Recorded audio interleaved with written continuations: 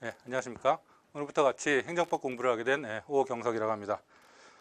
먼저 여러분들이 지금 대비해야 되는 행정법이라는 이 과목은 공무원 시험 과목으로서 어떤 사람에게는 전략 과목이 될 수도 있고 어떤 사람에게는 매우 어려운 과목이라고 여겨질 수도 있습니다. 왜 그러냐면 이 법학이라는 것이 어떤 개념의 학문인데 굉장히 추상적으로 규정되어 있기 때문에 한 번도 법학을 접해보지 않은 사람이 이 공무원 시험 준비를 하면서 행정법이라는 과목을 공부함에 있어서는 난이도가 상당히 깊게 느껴질 수도 있다. 이렇게 생각이 되고요. 반대로 어떤 행정법을 한 몇 회독 이상 함으로써 행정법의 체계를, 골격을 조금 알고 있다. 그 정도의 단계에 접어든 사람이다 라고 여겨지면 행정법에 있어서 암기해야 될 부분은 한정되어 있습니다. 왜냐하면 전체적인 틀이, 큰 구조가 결국은 국가 내지는 사인, 이 둘 간의 관계를 문제 삼는 것이지 다른 여타법에 특히 민법과 같이 다수의 사람들이 등장하면서 복잡한 법률 관계를 이루는 것은 아니기 때문이죠. 그래서 저의 수업은 일단 여러분들이 각자 보시는 교재 혹은 이 지금 제가 같이 공부해야 될 이 교재를 중심으로 모든 텍스트에 대한 이해를 쉽게 시키는 그런 방향으로 제 수업의 컨셉을 잡겠습니다. 그래서 암기만을 좀 주로 이제 강조하는 그런 파트가 있는가 하면 아주 깊은 이해에서 비롯되는 응용 문제를 풀어야 하는 그러한 경우까지 다양한 문제를 여러분들이 이제 접할 텐데 행정법을 지금까지 한 번도 읽지 않은 분들을 대상으로 저는 이제 설명해야 되는 또 그런 고충도 있거든요. 그래서 하여간 그 개념을 설명함에 있어서 법학에 있어서 가장 중요한 게 이제 개념이라고 제가 말씀드렸는데 그 개념을 설명함에 있어서 구체적인 사례를 들면서 설명하는 방식을 주로 택하겠고요. 그 다음에 행정법 이 교재에서 중요한 부분, 중요하지 않은 부분을 나누어서 중요하지 않은 단순하게 아까 말씀드렸듯이 암기로서 그냥 넘어가야 되는 그런 부분은 체크만 하고 넘어가기로 하겠고 반대로 깊은 이해가 이제 선행되어야 하는 조건들을 제가 설명을 통해서 여러분들에게 이해시킴으로써 행정법 전반에 대한 실력을 좀 향상시켜보자 라는 생각으로 이번 강의를 임하기로 하겠습니다. 자, 행정법이란 것도 결국 법인데 우리가 어떤 그 법을 공부한다는 말은 법조문을 단순히 하나씩 파헤치면서 국어 공부하듯이 하는 것이 아니라 법은 우리의 생활을 규율하고 있는 것이기 때문에 결국 둘 이상의 어떤 사람이 등장하여 그들 간의 법률 관계가 어떻게 형성이 되는가. 법률 관계라는 것은 누가 누구에게 어떤 권리를 갖고 어떤 의무를 갖는가라는 것을 결국 규율하는 것인데요. 이 행정법에서의 그 둘 이상의 사람 중에서 한 명은 예외는 있겠지만 제가 오늘 이제 큰 틀을 얘기하는 것이니까 한 명은 국가이고 반대편에는 사인이 존재합니다. 이 사인은 제가 앞으로 갑이라는 이름으로 주로 쓰고 이쪽은 국가 혹은 국가의 의사결정을 대신하는 행정청 혹은 구체적으로 어떤 공무원이 되겠죠. 이쪽에 어떤 공권력의 행사 주체를 주로 왼쪽에 그림을 그리고 그의 행정 객체가 되는 통치의 대상이 되는 사람을 오른쪽에 그린 후에 항상 이렇게 화살표를 그릴 텐데 이 화살표는 행정권의 발동 혹은 행정행위 어떤 처분 등등 여러 가지 표현으로 사용할 것인데 하여간 어떤 국가의 입장에서 행정권을 발동할 때 그 사인에게 결국은 어떤 권리를 침해하거나 어떤 불이익을 줄 경우 그 사람이 다시 국가에게 어떠한 권리 구제 수단을 가질 것인가에 대한 논의를 크게 우리는 할 것이다. 즉 다시 행정법은 결국은 국가와 사인 간의 법률 관계를 다루는 것인데 국가와 사인 간의 법률 관계는 일단 사인과 사인 간의 법률 관계와는 크게 다른 점이 하나 있는데 사인과 사인 간의 법률 관계는 주로 아닌 경우도 있지만 주로 계약에 의해서 설정이 됩니다. 즉 이들 간의 법률 관계라는 건 얘가 어떤 권리를 갖고 얘가 어떤 의무를 갖는가 하는 것들은 이 둘 간의 결정을 한다는 것인데 국가는 그렇지가 않고 그리고 이 둘 간은 사인 간의 이 둘은 평등 관계를 전제로 하는 것인데 국가와 사인 간의 관계는 불평등한 관계를 전제로 한 것이다. 그래서 불평등한 관계를 규율하는 어떤 법이다 라는 점을 일단 알고 계시고요. 그렇다면 국가는 개인에게 어떠한 도대체 행동을 하는데 라는 것 중에서 가장 대표적인 것이 처분인데요. 처분이란 이 개념은 행정법을 처음부터 끝까지 계속 관통하는 가장 중요한 핵심적인 개념이 되겠습니다. 그런데 이 처분이 그냥 적법한 처분이면 얘는 그냥 받아들이고 끝나겠죠. 그 처분대로 수인하거나 혹은 어떤 자기 부자기 의무를 행하면 될 텐데, 그렇지 않고 그 처분이 위법한 경우가 있을 수가 있습니다. 그럼 그 위법한 처분에 대해서는 얘가 가만히 있어서는 안 되겠죠. 지금 제가 처분이라고 말씀을 드렸는데, 자, 처분이라는 개념은 이 개념은 추상적으로 얘기하면 행정청이 행하는 구체적 법 집행으로서의 권력적, 공법적 단독행위다. 뭐 이렇게 정의 내릴 수 있는데, 그렇게 정의를 내려봐야 지금 무슨 소리 하는지 못 알아들을 겁니다. 쉽게 얘기해서, 자, 세금을 부과하였다.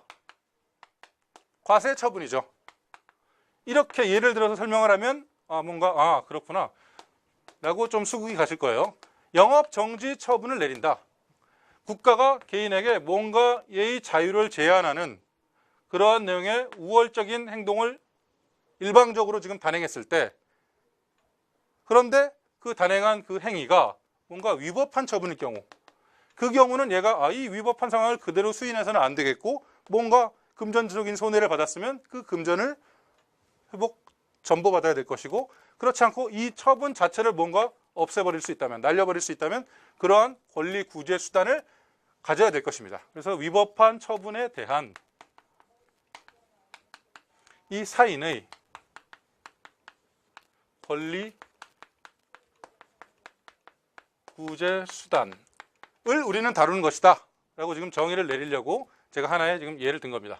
즉 행정법은 다시 말해서, 자, 위법한 처분에 대한 사인의 권리 구제 수단이 무엇가 있는 것이냐 라는 것에 대한 거대한 방론입니다. 자, 그럼 한번 따져볼까요? 위법한 처분이라고 나와 있는데, 처분, 좀 아까 제가 잠깐 말씀드렸듯이 처분은 행정청이 행하는 구체적 법 집행으로서, 행정청이 구체적 법 집행으로서 행하는 권력적이고 공법적인 단독행위다라고 지금 정의를 일단 내리고 있는데, 지금 과세 처분을 제가 예를 들었잖아요. 자, 사인이 지금 뭔가 사인에게 세금을 매길 수는 없는 거잖아요. 그러니까 과세 처분이라고 여러분들이 개념 설정을 할 때는 그 내리는 주체는 뭔가 국가구나. 그리고 과세 처분이라는 것이 어떻게 이루어지냐면은 옛날 같은 경우 봉건시대의 경우는 국왕의 어명으로 그냥 이루어졌을 텐데, 그것이 아니라 오늘날에는 정립된 누군가가 있는 입법부를 얘기하겠죠. 정립되어져 있는 법을 그대로 집행함으로써 지금 매겨진 것이지, 이 자체가 지금 법대로 행한 것이 아닌 자의에 의한 어떤 행정권의 발동은 아니라는 그런 뜻이고, 법을 정립하는 행위도 물론 아니라는 것이고요. 그 다음에 권력적이라는 건 불평등한 관계에서 내려진 어떤 우월적 지위에서 행한 행동인 것이고, 그것은 어떤 공법상, 우리가 배우는 이제 행정법, 공법상의 효과를 목적으로 하는 것이고, 일방적으로 행하는 행위라는 것입니다. 단독행위라는 것은 세금의 액수를 얼마나 정할 것인가를 국가와 사인이 계약으로서 서로 정하는 것은 아니잖아요. 그런 경우에, 자, 이렇게 지금 뭔가 처분이란 개념이 이런 식으로 지금 나와 있는데, 이런 것에 대해서 우리가 지금 배운다는 겁니다. 자, 위법한 처분에 대해서는. 그 다음에 위법이라고 나와 있는데, 위법은 결국은 법에 위반한다는 뜻인데, 어떠한 처분이 법에 위반된다.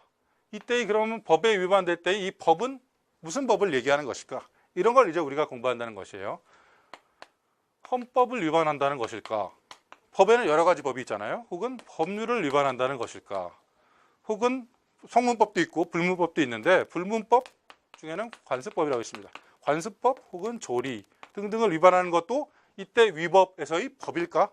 라는 것을 행정법 앞에 통론에서 또 다루게 되고요.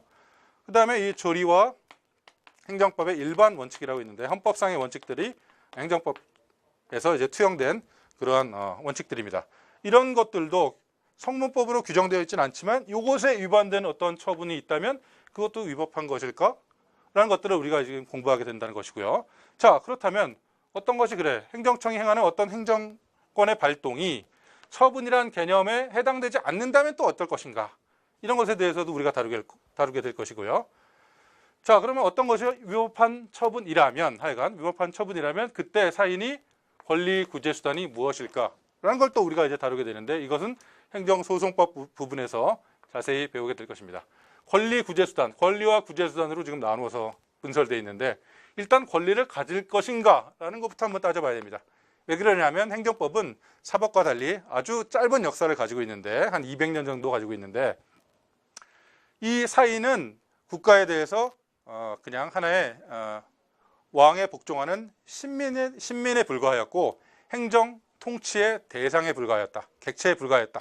수천 년간 그래 왔지만, 자, 어떤 그 근대화가 이루어지고 인권이 신장됨에 따라서 공법이 발달하게 되고, 사인도 감히 국가에 대해서 복종하는 객체일 뿐만 아니라 어떤 자신의 불이익한 행정작용을 받았을 때 나도 법적으로 뭔가 주장할 수 있는 힘이 있다라고 권리를 갖게 된다라는 식의 어떤 그 역사적 발전이 이루어져 있다는 말입니다. 그때 그 권리가 있을 것이냐라는 문제는 과연 공권이 있을 수 있겠는가 라는 문제로서 공권 파트에서 자세히 보게 되고, 그때 권리가 만약 인정된다면 그 권리는 어떻게 보장받을 것인가, 뭐 대통령에게 전화해서 보장받을 것인가, 나에게 어떤 위법한 처분을 내린 공무원을 가서 때릴 것이냐? 아니죠. 이 구제수단 역시 이 위법한 처분은 법에 위반돼서는 안 되고, 즉 법에 의해서 처분이 내려져야 하는 것처럼, 그때 위법한 어떤 처분이 내려졌다면 그때 내가 국가에 대해서 갖는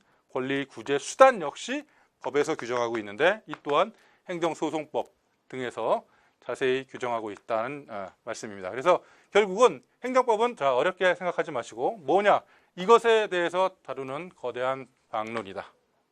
처분의 개념, 이 하나하나의 개념들을 우리가 이제 자세히 배우는 것이고, 아까도 잠시 말씀드린 것처럼 법학이라는 것은 개념의 어떤 중층 구조를 이루고 있기 때문에 하나하나 어떤 개념을 알기 위해서는 그보다 더 선행되는 기본 개념을 또 알아야 되고, 더 선행되는 기본 개념을 알아야 되고, 이렇기 때문에 좀 어렵고, 법이라는 그 과목을 이래독해서 모든 것을 이해하려고 하기에는 좀 무리가 있는데, 그 하나하나 기본적인 개념을 사례를 통해서 공부하는 그런 시간을 가짐으로써 수업을 진행하기로 하겠다라는 것입니다. 서론으로서 잠시 말씀드렸고요. 자, 그러면은 행정권의 어떤 그 발동이 국가와 지금 사인 간에 이루어질 때, 국가가 사인에 대해서 이루어질 때 어떤 국가의 우월적인 지위에서 사인에게 내려진다고 했습니다. 처분이란 것은, 공권력의 발동이란 것은, 행정행위라는 것은, 이런 것은. 그런데 과연 그렇다면 지금도 불평등하다고 했는데 과거에는 더욱더 불평등했을 거란 말이죠. 그 경우에는 자, 어땠느냐, 오늘날의 행정과는 어떻게 달랐느냐, 이 역사적인 의미를 한번 되새겨보면서 우리가 배워야 될 근대 행정의 법치 행정의 원리를 한번 지금 접근해 보려고 하는 것인데요. 예를 들어 지금 16세기에 어떤 과세 처분이 있었다. 행정의 개념을 이해하기 위해서 지금 제가 과거에 가상의 예를 하나 들어보는 겁니다. 이때의 국가는 곧 왕을 의미했고요. 왕이 자신들의 어떤 백성에게 과세 처분을 내릴 때의 자, 그 과정을 한번 살펴보면 아주 간단합니다. 그냥 한마디 말로 족합니다. 어명이요 하면 끝이죠.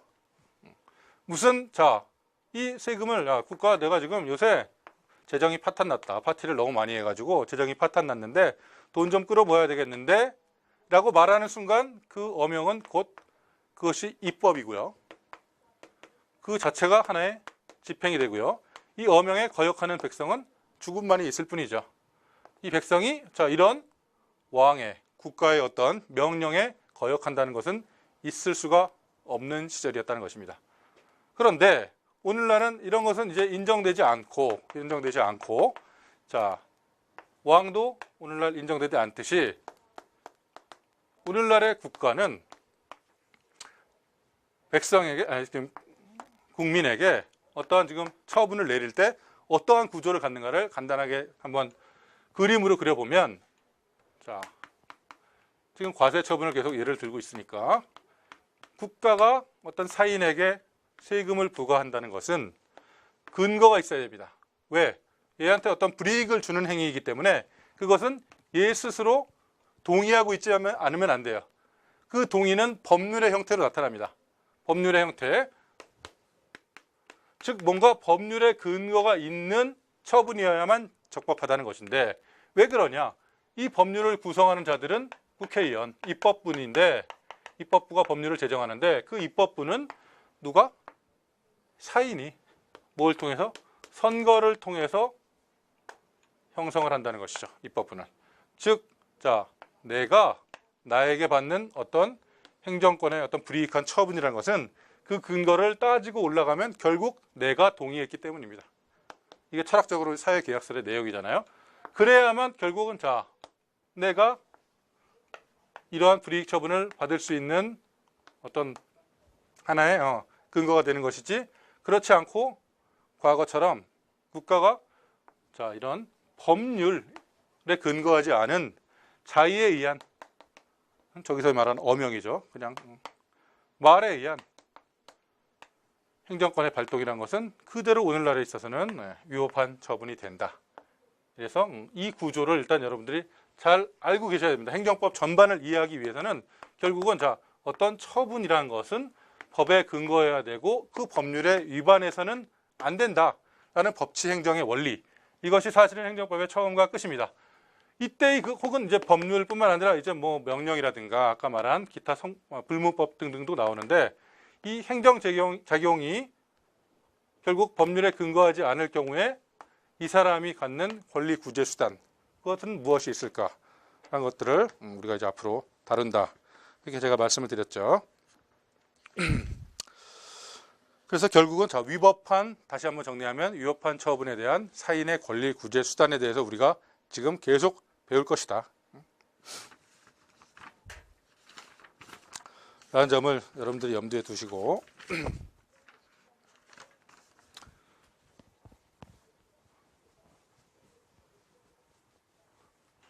자, 그래서 그렇다면 하나의 이런 또 예를 들어볼까요? 지금 우리나라 국가가 과세 처분을 매겼는데 자, 1억 원을 내라 라는 과세 처분을 얘한테 내렸습니다. 갑은 자기 부모에게 용돈을 지금 2억을 받고 있는데 과세 1억 원 부과 처분이 내려졌습니다. 그래서 얘는 자, 아니 용돈 2억 원 받아가지고 좀 재밌게 쓰려고 했는데 1억 원이나 내라니 그 근거가 뭐냐라고 물어봤더니 어떤 고시에서 재경부 장관의 고시에서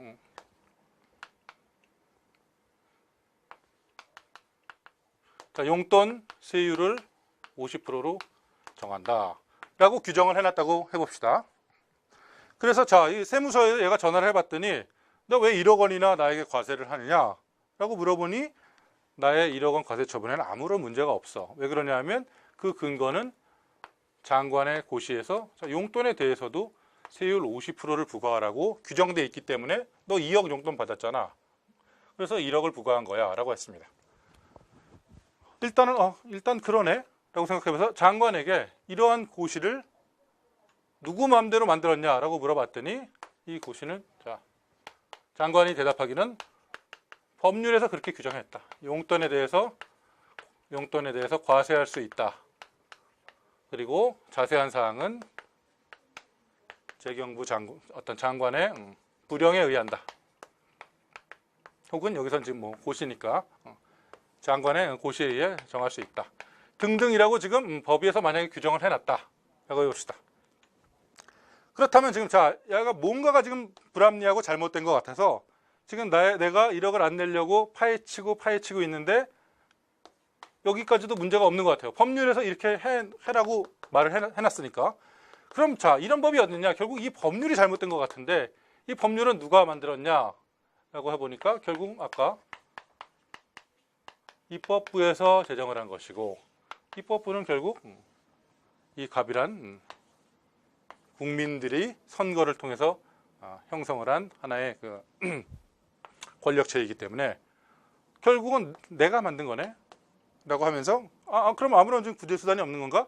내가 선거를 형성한 입법부에서 만든 법률에 근거한 고시에 따라서 내려진 처분이기 때문에 난 아무런 권리 구제를 받을 수 없을 것인가? 어딘가에 문제가 있지 않을까? 이런 것들을 지금 따지는 것이 공법의 영역입니다.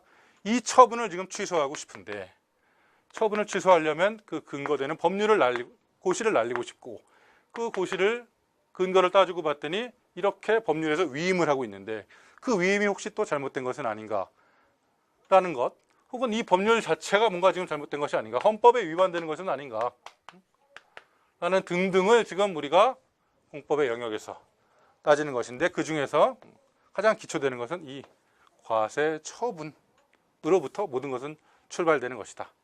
왜 이런 사람들에게 이런 입법부를 구성하게 했는가, 이런 법률이 혹시 위헌적인 것은 아닌가 라는 것들은 주로 헌법에서 다루는 것이고, 그렇지 않고 여기서 이 처분을 중심으로 한 이 방론은 행정법에서 다루는 것이니까, 그렇게 여러분들이 아시고, 앞으로 제가 모든 그림을 그릴 때 이쪽은 국가, 이쪽은 사인, 이것은 행정작용이고요.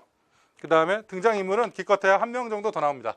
처분의 상대방이 아닌 자가 혹시 이 처분을 취소할 수 있는 그런 경우는 없겠는가라는 것은 나중에 공권의 파트에서 다루게 되고, 또 행정소송법의 원고 적격의 파트에서 다시 한번 다루게 됩니다.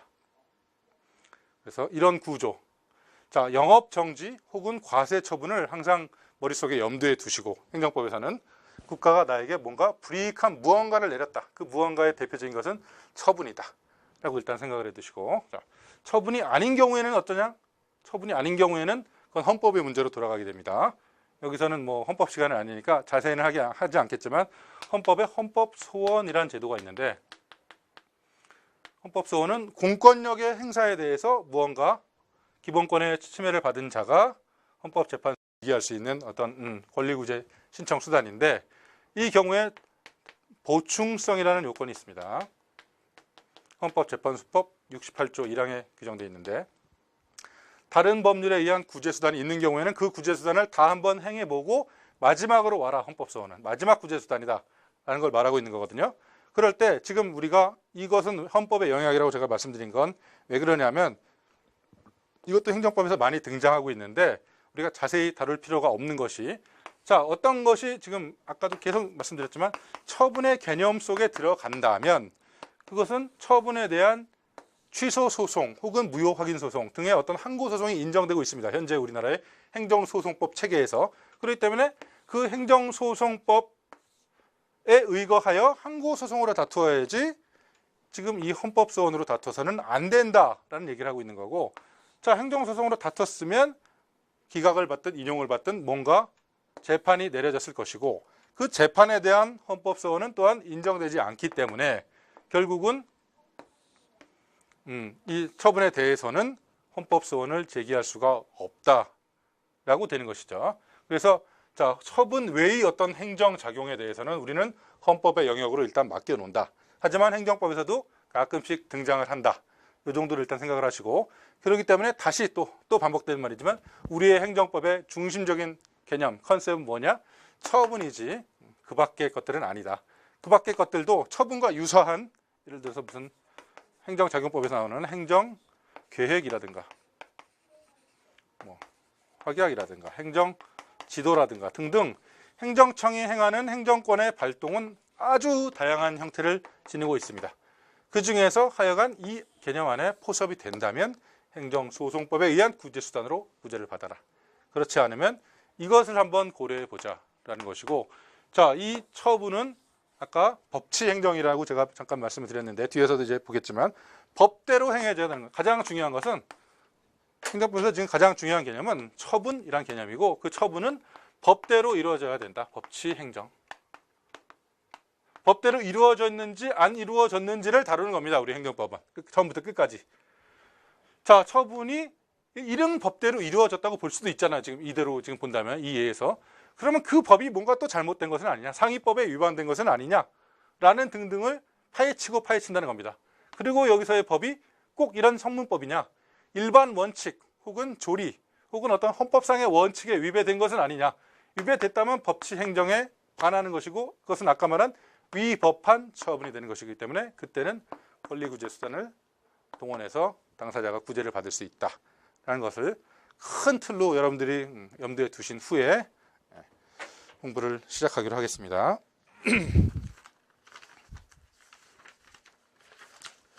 자, 이제 교과서로 한번 넘어가 보시면 행정법, 통론, 행정, 행정의 의 이렇게 되어 있습니다. 그래서 행정 개념의 성립이라고 나와 있는데, 자, 이런 건 역사적인 의미를 갖고 있는 것뿐이기 때문에 뭐 아주 자세히 볼 필요는 없겠고요.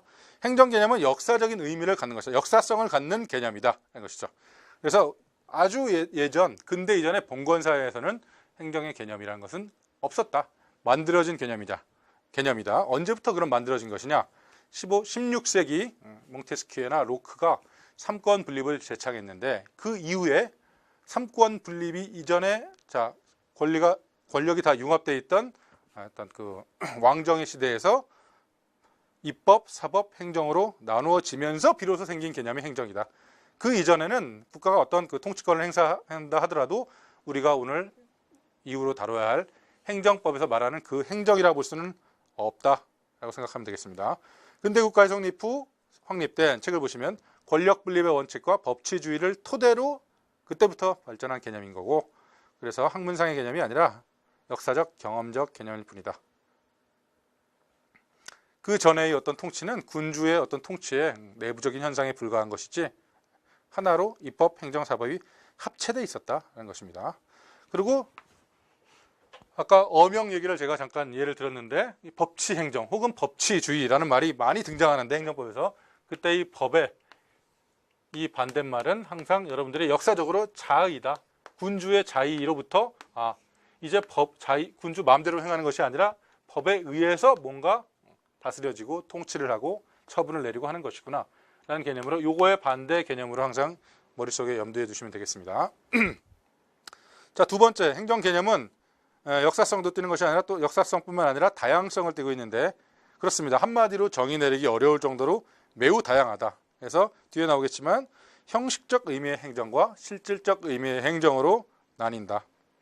그래서 형식적 의미의 행정이라는 것은 누가 그 행위를 하는가, 이 행정이라는 것을 입법부가 하느냐, 사법부가 하느냐, 행정부가 하느냐에 따라서 행정부가 하는 행위만 행정이다 라고 정의 내리는 것이 형식적 행정 개념의 의미의 행정이고요.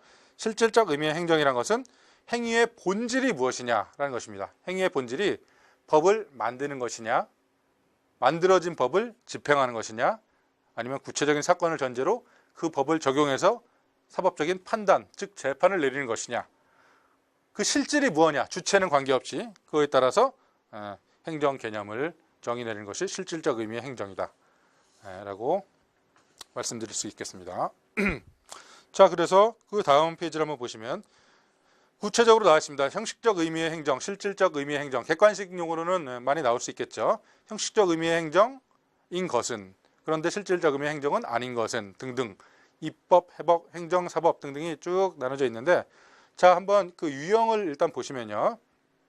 개념은 제가 말씀드린 대로 형식적 의미의 행정이라는 것은 행정부가 행하는 행동인 건데, 자, 여기서 지금 유형의 표가 하나 등장하고 있는데, 입법적, 집행적, 사법적 행위 모두 지금 행정부의 행위를 전제로 주어져 있습니다. 그렇기 때문에 이 모든 것들은 다 형식적 의미의 지금 행정이 됩니다. 그럼 행정부가 주체가 되는 행위가 형식적 의미의 행정이라고 했는데, 형식적 의미의 행정 중에서 입법, 실질적은 입법이다 라고 말할 수 있는 게 뭐냐? 법규 명령을 제정하는 거죠. 행정 입법 행위입니다. 행정 입법 행위. 또 조례 규칙도 그렇고요. 조약을 체결하거나 대통령이 긴급 명령을 발하는 경우, 이런 것들을 입법적, 실질적 의미의 입법이라고 할 수 있겠고, 또 형식적 의미의 행정 중에 사법적 행위도 있겠느냐?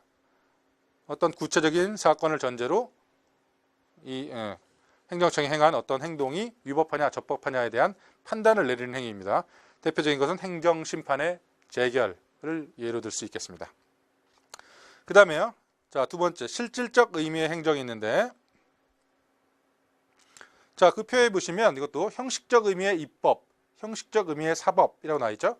형식적 의미의 입법 옆에다 국회의 행위, 그 다음에 형식적 의미의 사법 옆에다 법원의 행위라고 적어두시기 바랍니다. 국회의 행위, 법원의 행위 중에서도 실질적 의미로 봤을 때는 그것이 법 정립인 경우, 그 다음에 법 정립이나 제정인 경우, 법의 집행인 경우, 그 다음에 법의 판단, 재판인 경우로 나뉘어질 수 있겠고, 자, 그 중에서 대표적인 것들, 시험에 잘 나오는 것들을 보면, 자, 국회 형식적 의미의 입법인데 실질적 의미의 사법, 것은 국회의원의 징계 의결 같은 거. 그다음에 형식적 의미의 사법인데 실질적 의미에는 행정인 것들은 법관의 뭐 임명이라든가 등기 사무라든가 등등 이런 것들은 결국 아까 제가 말씀드린 대로 누가 행하느냐, 행위의 주체가 누구냐, 그 실질이 무엇냐에 따라서 여러분들이 생각만 해보시면 풀 수 있는 문제니까 어려운 문제라고 볼 수는 없겠습니다. 그러면 자, 형식적 의미의 행정과 실질적 의미의 행정은 그 예들을 한번 살펴봤고요. 그 다음에 실질적 의미의 행정이라는 개념 규정이 과연 가능한가에 대한 학설 논의도 있습니다. 조금은 약간 진부한 내용이고 이것들이 뭐 시험에 직접적으로 출제되는 경우는 과거엔 있었는데 오늘은 뭐 그렇게 많지는 않습니다. 왜 이런 학설들이 있냐? 실질적 의미의 행정이라는 것을 규정할 수 있겠느냐? 과연 행정이라는 것은 너무나 다양하기 때문에 한마디로 정의 내리기 어렵기 때문에 그걸 할 수 있겠느냐라는 문제거든요. 긍정설, 부정설이 있겠고 긍정설에 다시 소극설, 적극설 뭐 이렇게 있는데 대표적인 것만 한번 정리를 해보기로 하죠.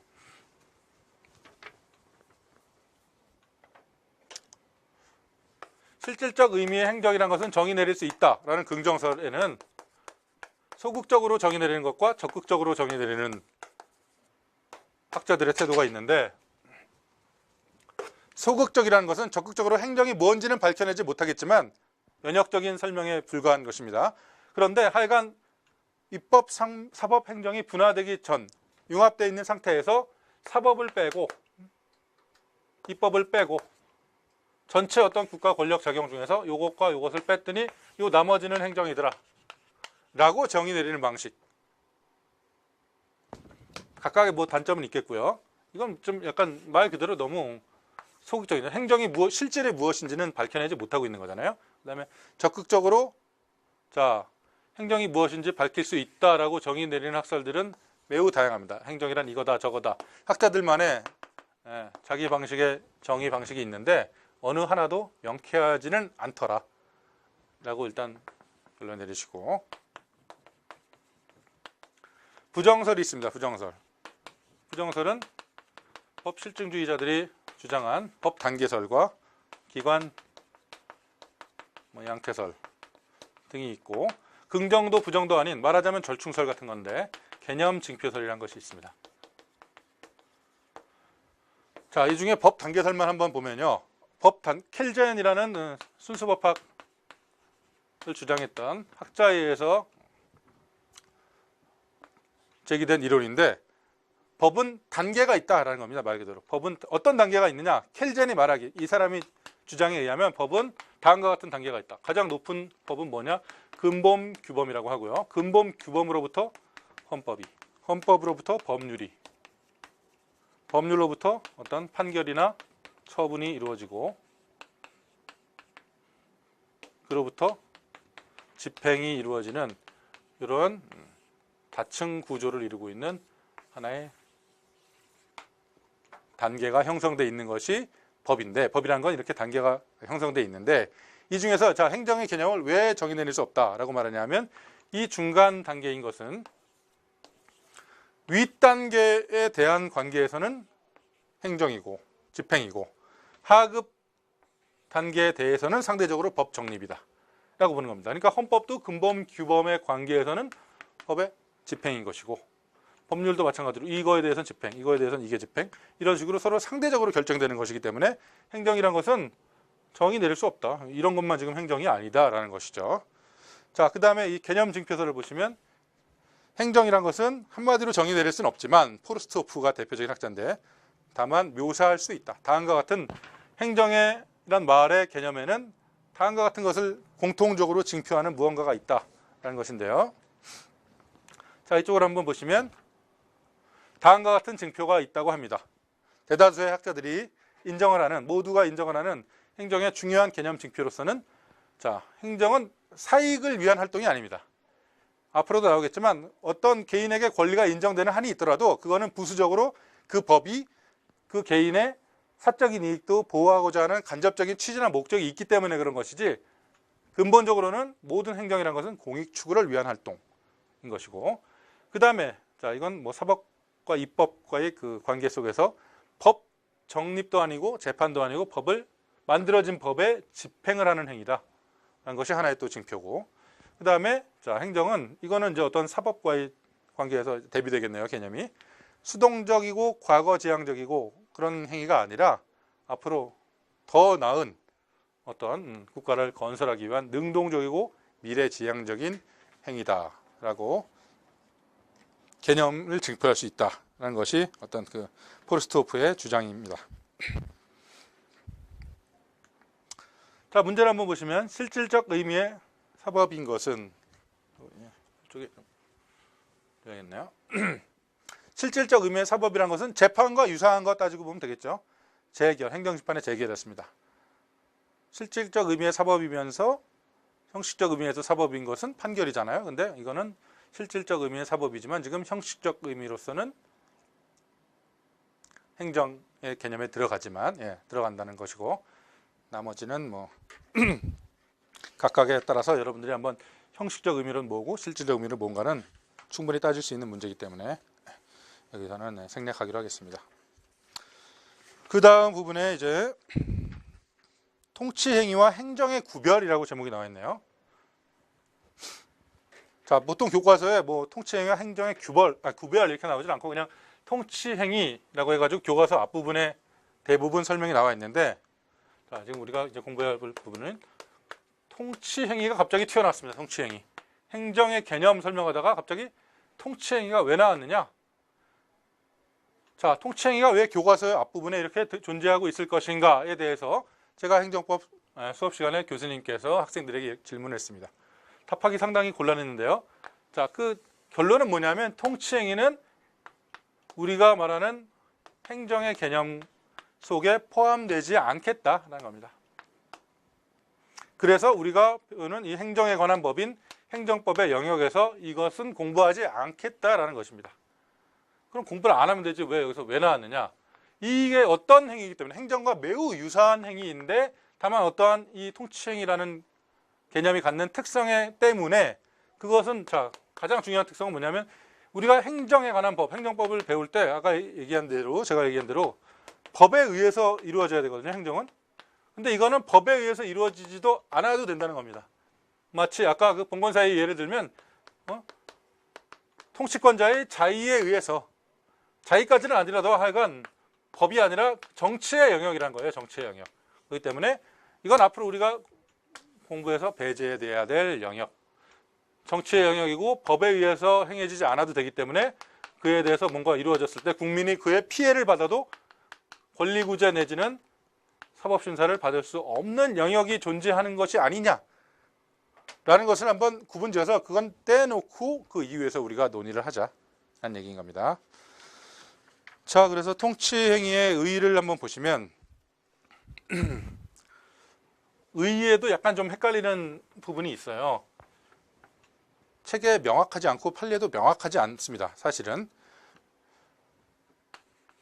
이 개념이, 통치행위라는 개념이 원래의 통치행위라는 말이 생긴 그 과거의 시대로 거슬러 올라가서 통치행위를 한번 정의를 내려보면 다음과 같은 개념 필수적인 요소가 있습니다. 고도의 정치성을 지니고 있는 행위다. 어떤. 그래서 사법심사에서 배제되는 행위다라는 것을 전제로 하고 있습니다. 원래의 행위는 이 둘을 다 개념 필수적인 요소로 하고 있어요. 원래의 통치행위의 의미라는 것은 고도의 정치적 군사적인 행위이기 때문에 그 사법심사를 삼기에는 적합치 않거나 그래서 배제되는 그러한 행위를 말하는 것인데, 우리나라 대법원이나 혹은 어떤 헌재의 의미는 약간은 좀 이랬다 저랬다 합니다. 어떨 때는 통치 의미를 고도의 정치적 의미를 지닌 행위라고 여기까지만 이렇게 정의를 내리기도 하고, 어떨 때는 사법심사가 배제된다라는 이 요소도 집어넣기도 합니다. 그래서 이 부분은 제가 세모를 친 겁니다. 그래서 원래 통치행위라는 그 개념 자체가 탄생한 것은 사법심사가 배제되는 행위다 라고 하는 것이 정통적인 의미인데, 우리나라는 통치행위, 고도의 정치적인 행위라 할지라도, 그래서 통치행위라 할지라도 사법심사를 할 수 있다, 이런 판례들이 등장하거든요. 그렇기 때문에 이 부분을 이 개념에서 넣어야 되냐 말아야 되냐 조금은 헷갈린다. 하여간 원래 의미는 이렇게 여러분들이 알고 계시면 되겠습니다. 그 다음에 통치행위 2번, 통치행위 의의 2번. 법치주의가 확립되고 행정쟁송상의 개괄주의가 적용되며 개인의 권리를 보호를 위한 사법심사 제도가 발전되어 있는 경우 그 논의의 실익이 크다. 이런 것입니다. 자, 이거는 개괄주의란 말이 있는데 어떤 행정작용이 이렇게 있으면 이 중에서 자,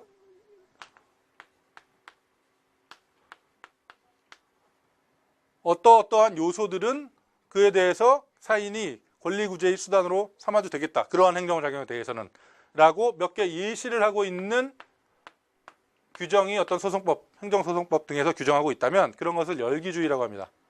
이런 것들만 사법심사의 대상이 된다.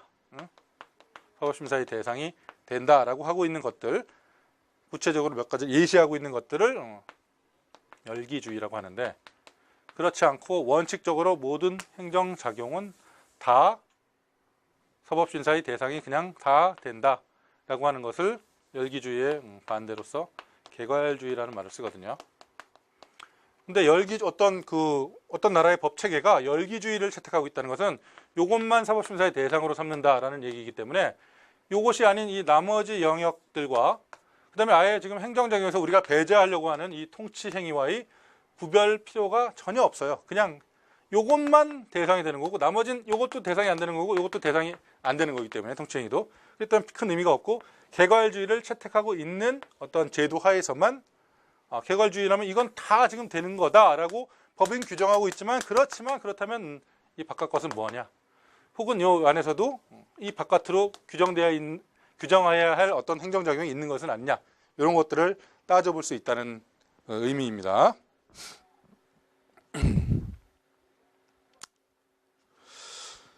예, 그래서 지금 통치행위의 의의까지 지금 본 거고, 그 다음에 통치행위의 이제 근거는 그 다음 이제 파트 잠깐 이제 쉬었다가 다음 시간에 보도록 하겠습니다.